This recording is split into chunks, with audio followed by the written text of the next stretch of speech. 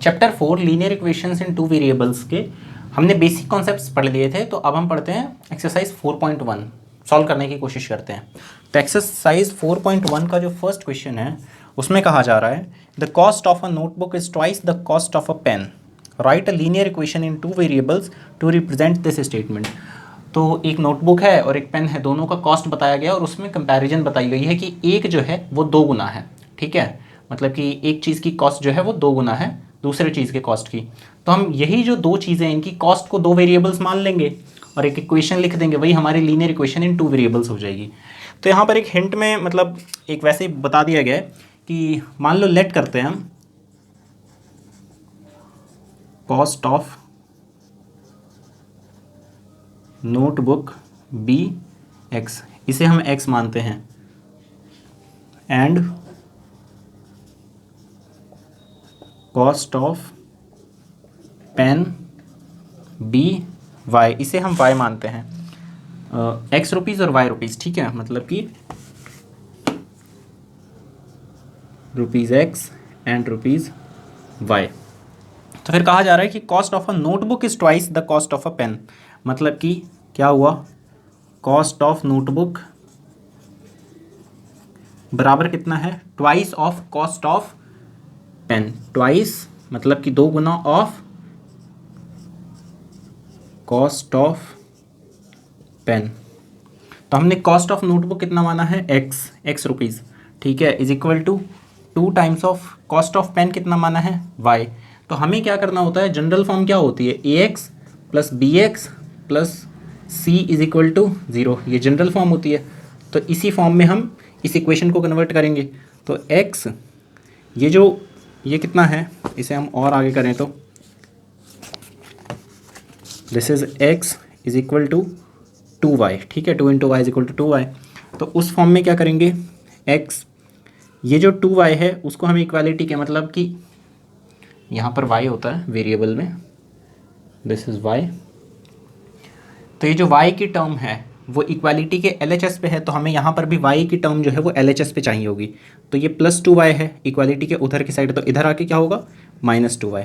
And then यहाँ पे एक प्लस c करना होता है हमें, तो c हमारा 0 है तो हम उसे 0 मान सकते हैं। तो 0 लिखने की आवश्यकता है नहीं और डायरेक्टली हम क्या लिखेंगे, is equal to 0।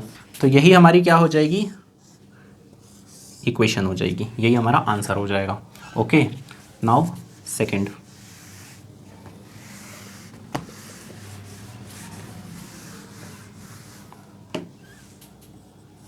Second question में कहा जा रहा है express the following linear equations in the form of a x plus B Y plus C is equal to 0 and indicate the values of a b and c in each case. मतलब कि general form में कुछ हमें equations दिए गए हैं, ठीक है, और उन्हें हमें क्या कन्वर्ट करना है, जनरल फॉर्म में कन्वर्ट करना है। जनरल फॉर्म क्या होती थी, A x plus B Y plus C is equal to 0, ये जनरल फॉर्म होती है लीनियर इक्वेशन इन 2 वेरिएबल्स के लिए। और फिर हमें इस फॉर्म में कन्वर्ट करके ए बी और सी की वैल्यूज़ बतानी है, तो हम बता देंगे। तो फर्स्ट जो इक्वेशन दी गई है that is 2x plus 3y is equal to 9.35 और 5 के ऊपर है बार, 9.35 बार। यस, तो हम इस तरह से कन्वर्ट करेंगे। तो ax जो है, जो x की टर्म होती है वो इक्वालिटी के इस साइड पे रहते हैं, तो यहाँ पर भी x की टर्म इक्वालिटी के इस साइड है, तो x तो ठीक है। फिर y वाली जो टर्म होती है वो भी इक्वालिटी के LHS पे होती है, तो ये भी 3y इक्वालिटी के इधर है, दैट इज़ ओके। सो जो c टर्म है वो भी इक्वालिटी के LHS पे होती है, मतलब लेफ्ट हैंड साइड पे होती है, तो इसे हमें लेफ्ट हैंड साइड पे लेके आना होगा। तो ये कितना हो गया, 2x प्लस 3y, और इक्वालिटी के उधर ये जो 9.35 बार है ये पॉजिटिव में है, प्लस में है, तो इधर आके क्या हो जाएगा, माइनस 9.35 बार इज इक्वल टू कितना हो जाएगा, इधर अब कितना बचा होगा, 0। तो अब ये जो है ये इक्वेशन ये किस फॉर्म में हो गई है, A x plus B Y plus C के फॉर्म में। और हमें और एक चीज़ बतानी है, वो क्या बताना है, हमें ये जो ए बी और सी की वैल्यू है वो बतानी है। तो where A is equal to, A कितना है, कंपेयर करो, इससे कंपेयर करो, इससे कंपेयर करेंगे तो कितना पता चलेगा हमें कि a की वैल्यू जो है वो है 2, b कितना है, b की वैल्यू है 3 क्योंकि यहाँ पे b है यहाँ पे 3, और c की वैल्यू कितनी है। तो देखो ध्यान से कि यहाँ पर c प्लस में होता है और यहाँ पर ये जो टर्म है वो माइनस में है, तो c की वैल्यू कितनी हो जाएगी, -9.35 बार, ये हो जाएगी। ठीक है, तभी तो ये जो a के साथ x है, तभी अगर हमें इसे जनरल फॉर्म में कन्वर्ट करना होगा इन तीनों वैल्यूज़ को देख के, तो हम क्या बोलेंगे, 2x + 3y और प्लस c को हमें और जोड़ना होता है जनरल फॉर्म में, तो c को जोड़ेंगे तो हम कितना जोड़ेंगे, 9.35 बार = 0, तब ये प्लस माइनस मिलके माइनस बनाएंगे और फाइनली सेम ये वाली इक्वेशन रेप्लिकेट होगी। अदरवाइज़ अगर आपने यहाँ पे 3.5 बार c को मान लिया तो फिर यहाँ पे कोई क्या लिख देगा, प्लस का लिख देगा, तो फिर तो ये सेम होगा नहीं, तो इसका मतलब वो गलत हो जाएगी c की वैल्यू। तो c की वैल्यू कितनी है, -9.35 बार। फिर आते हैं हम सेकेंड पार्ट पे। Second part is x - y/5 - 10 = 0। ये भी सेम है।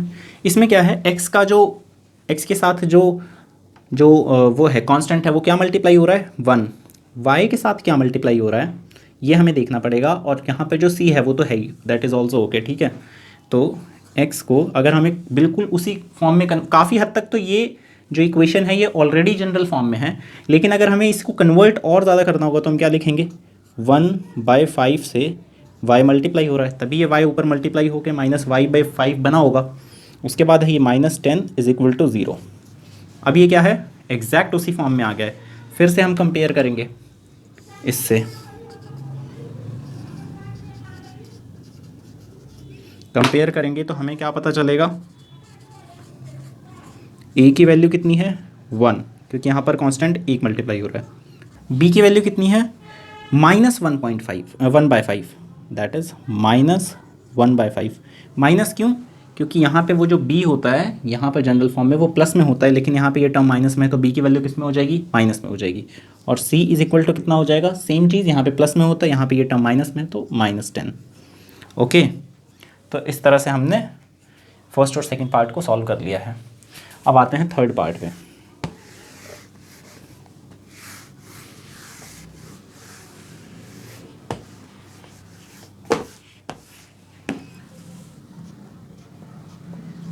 थर्ड पार्ट में इक्वेशन दी गई है -2x + 3y = 6। तो x के टर्म और जो y का टर्म है वो तो ऑलरेडी LHS पे है, जो कांस्टेंट c है, c वाला टर्म ये है 6 यहाँ पर, वो जो है वो RHS पे, तो उसे हमें LHS पे लाना होगा। तो LHS पे ले आएंगे, -2x + 3y, ये 6 उधर प्लस का है तो -6 = 0, वेयर हम क्या लिख देंगे, यहाँ पे हमें a b c की वैल्यू बतानी है, तो a की वैल्यू कितनी हो जाएगी, यहाँ पे x के साथ -2 मल्टीप्लाई हो रहा है तो -2, b की वैल्यू कितनी हो जाएगी, 3, और c की value -6। Okay, fourth is x = 3y। यहाँ पर जो हमें देख के क्या लग रहा है कि c वाली टर्म है ही नहीं, तो c की टर्म क्या हो जाएगी, 0 हो जाएगी। x, ये जो y वाली टर्म है उसको हमें इधर माइनस में लाना होगा, तो -3y, मतलब LHS पे लाना होगा तो वो क्या हो जाएगी, -3y। इसमें प्लस क्या करें c की जगह, तो 0 प्लस कर देते हैं, = क्या है, 0। तो a की वैल्यू कितनी है यहाँ पर, 1, b की वैल्यू है -3, और c की वैल्यू कितनी है, 0। ठीक है, इस तरह से हम सॉल्व करते हैं। Coming to the fifth part of the question, we have been given the equation as, the fifth one is, equation क्या दिया है, इक्वेशन है 2x = -5y। तो फिर से जो y वाला टर्म है वो यहाँ पर क्या है, इस इक्वेशन में RHS की साइड है, RHS का मतलब राइट हैंड साइड की है, राइट हैंड साइड पर है, और यहाँ पर जो y का टर्म है जनरल फॉर्म में कहाँ पे होता है, LHS पे होता है, तो हमें यहाँ पर भी LHS पे लाना होगा। 2x यहाँ पर -5y है, तो ये कितना हो जाएगा, +5y। c की जगह क्या लिख लेंगे हम, 0, क्योंकि c यहाँ पर दिया नहीं है, = 0, वेयर a की वैल्यू कितनी हो जाएगी, 2, b की वैल्यू 5 एंड c की वैल्यू 0। फिर सिक्स्थ पार्ट इज 3x + 2 = 0। यहाँ पर भी हम देख रहे हैं कि ऑलरेडी काफ़ी हद तक ये जनरल फॉर्म में है, लेकिन यहाँ पर y वाली टर्म है ही नहीं, तो हम क्या कर लेंगे, 0y एक तरह से ऐड कर लेंगे, तो उससे कोई फ़र्क तो पड़ेगा नहीं, तो हम 0y ऐड करेंगे, तो 3x + 0y +2 is equal to 0। इसे हम ये भी लिख सकते हैं। अब ये जनरल फॉर्म में आ गया है, तो अब हम डायरेक्टली लिखेंगे where a is equal to 3, b is equal to 0 and c is equal to 2।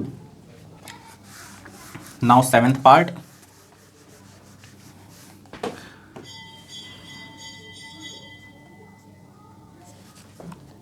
Seventh part में कहा गया है y -2 इज इक्वल टू 0। तो पिछली बार हमने देखा था, इससे पिछले वाले पार्ट में हमने क्या देखा था कि y वाली टर्म नहीं थी, तो y की जगह y को हमने 0 से मल्टीप्लाई करके उसको ऐड कर दिया। तो यहाँ पर x वाली टर्म नहीं है, तो हम क्या करेंगे, x को 0 से मल्टीप्लाई करके ऐड कर देंगे, plus y -2 is equal to 0। इस चीज़ को हम ये भी लिख सकते हैं। अब ये सेम जनरल फॉर्म में आ गई है, ठीक है। तो यहाँ पर a की वैल्यू कितनी है, कंपेयर करो। हम क्या कर रहे हैं, हम कंपेयर कर रहे हैं, इससे कंपेयर करो। तो कंपेयर करके क्या पता चल रहा है कि a की वैल्यू कितनी है 0, b की वैल्यू है 1 और c की वैल्यू है -2, ठीक है। उसके बाद आता है 8th part, and the 8th part is 5 is equal to 2x। 5 is equal to 2x। तो वापस से x वाले टर्म को LHS पे लाएंगे, और जो y का टर्म है वो है ही नहीं, तो 0y मान लेंगे, और 5 दैट इज c तो दिया ही हमें। तो क्या हुआ, ये जो +2x है RHS पे, LHS पे आके क्या बन जाएगा, -2x प्लस 0y, और ये जो 5 है ये प्लस का 5 है, तो +5 इज इक्वल टू 0। अब कंपेयर करेंगे,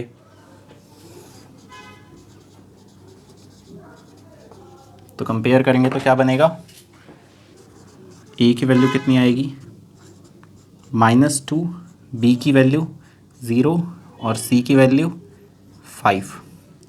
So this is how we solve the question, and this is how we convert a particular equation which have been given in the general form, and thereafter we calculate the values of a, b and c, ठीक है, by comparing the general form by the equation which we have converted। मतलब इस equation को हमने जो convert कर दिया है उसी को इस जनरल फॉर्म से कंपेयर करेंगे और फिर a, b और c की वैल्यू फाइंड करेंगे।